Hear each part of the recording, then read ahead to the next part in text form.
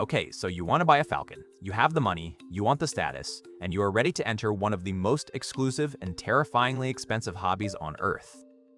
Imagine an animal that holds its own official government-issued passport, flies in the passenger cabin on Emirates or Qatar Airways, and costs more than a brand new Rolls-Royce. You probably think you were just buying a pet. But there is a very strange reality waiting for you, because the moment you purchase a bird for $1 million, you realize you have just acquired a hyper-fragile asset that can instantly wipe out your entire investment. Why do the smartest, wealthiest operators in the Middle East pour endless cash into an animal that can simply fly away and never return? Like any luxury asset, your entry into the world of elite falconry starts with a price list. The market is strictly tiered, and the difference between the bottom and the top is staggering. If you just want to participate and learn the basics, the budget option is a standard peregrine falcon. That will cost you anywhere from $2,000 to $10,000. For that price, you get a highly capable hunter. It will catch prey, it will sit on your glove, but you will absolutely not turn any heads in Dubai. If you want absolute prestige, you need a purebred white Gyrfalcon. These birds are the apex of the market. They are massive, incredibly fast, and genetically rare.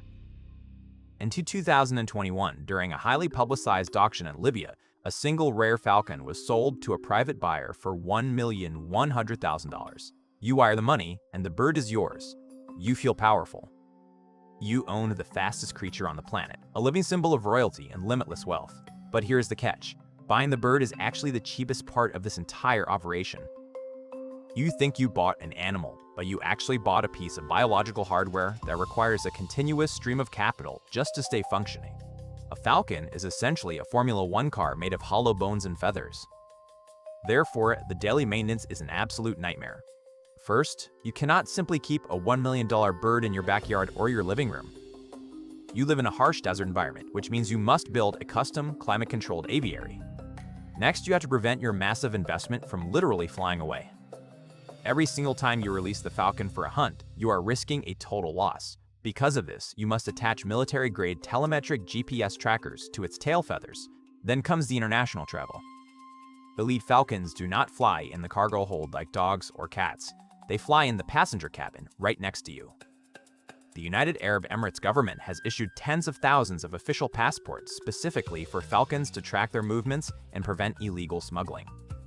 When you travel to a hunting tournament in Morocco or Pakistan, you buy your bird a seat. Qatar Airways officially allows up to 6 falcons in the economy cabin on a single flight. Many billionaires simply buy out the entire first-class cabin for their birds. The falcons sit on custom perches strapped to the leather seats, wearing small leather hoods over their eyes to keep them calm, while flight attendants walk down the aisle. And all of this infrastructure is useless if the bird gets sick.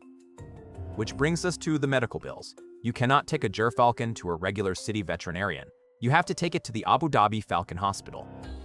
This is the largest avian medical facility in the world, treating over 11,000 falcons every single year.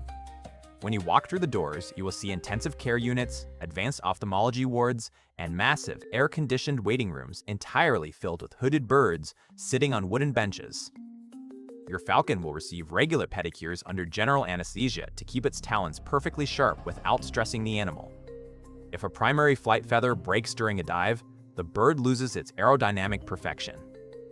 Consequently, a specialized Olvian surgeon will carefully implant a donor feather using microscopic pins and aerospace-grade epoxy. This level of obsessive care costs thousands of dollars a month. You might think that with all this technology, security, and money, your investment is secure. You are severely mistaken. You are playing a high-stakes game against biology and human greed, and you are not in control. Consider the biological threat first. Your bird has respiratory organs that are terrifyingly delicate. A disease called Aspergillosis is the shadow that haunts every wealthy falconer. It is a fast-acting fungal infection of the lungs. The spores can come from absolutely anywhere. They can blow in from the desert dust. They can grow inside the damp filters of the expensive air conditioning unit you installed in the aviary. Once your bird inhales those microscopic spores, the fungus grows rapidly inside its air sacs.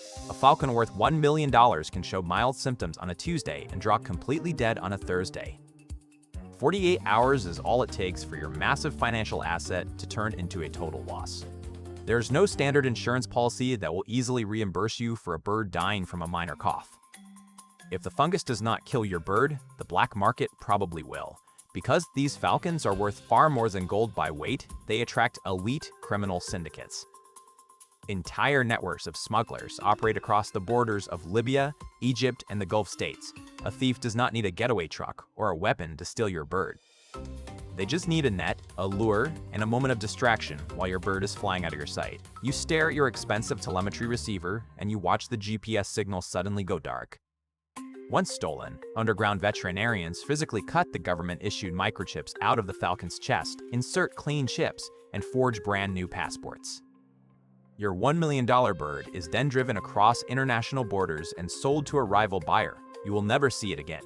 The authorities will not help you. You are completely powerless. Let us run the final numbers on your new hobby to see what you're actually paying. We start with the optimistic scenario. You buy the purebred white Gyrfalcon for $1 million.